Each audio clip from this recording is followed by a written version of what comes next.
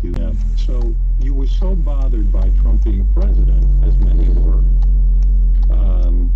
myself included, particularly the way, everything's just been kind of bungled. My opinion, your opinion. It's not up to him, and there's no legal basis for any of these things. It's like they're floundering in front of everyone.